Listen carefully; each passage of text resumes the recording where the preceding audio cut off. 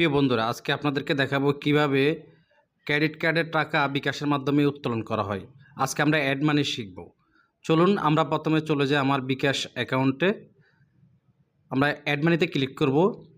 Add মানিতে click করার পরে আমরা কার্ড টু বিকাশ, অর্থাৎ আমরা বিকাশের টাকাটি উত্তোলন করব। আমরা ভিসাতে ক্লিক করব। এখানে দেখুন আমার নাম্বারটি আছে, আমার বিকাশ যে নাম্বারটি এটা এখানে শো করছে। আমি কত টাকা উত্তোলন করবো, আমি 1000 টাকা উত্তোলন করবার জন্য আমি 1000 টাকা সংখ্যা বসিয়ে দিলাম। নেক্সট আমি এখানে প্রথমে দেখেন আমার যে ক্রেডিট কার্ডের যে নাম্বারটি আছে উপরে, আপনার প্রথম ফ্রন্ট পেজে দেখবেন যে ক্রেডিট নাম্বারটি আছে, ওটা আপনারা দেবেন। আমি নিরাপত্তার সাথে আমি আমার সকল নাম্বার আপনাদেরকে দেখাচ্ছি না, আমি আমার পূর্ণাঙ্গ নাম্বারটি উঠিয়ে সেকেন্ড স্টেপ হলো আপনাদের কার্ডে দেখবেন যে একটা মেয়াদের সংখ্যা আছে, অর্থাৎ 6/27 আমারটা, আপনাদেরটা যেটা ওটাই লিখবেন। ফ্রন্ট পেজে যে নামটি আছে ওই নামটি এখানে লিখবেন। আমার রিয়াজ হোসেন, আমি রিয়াজ হোসেন লিখলাম।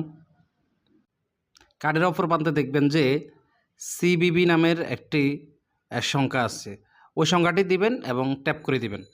দেখুন সঙ্গে সঙ্গে আপনার অ্যাকাউন্টে টাকা চলে আসবে, অর্থাৎ আপনার বিকাশে সঙ্গে সঙ্গে আপনার ক্রেডিট কার্ড থেকে টাকা চলে আসবে। ধন্যবাদ বন্ধুরা।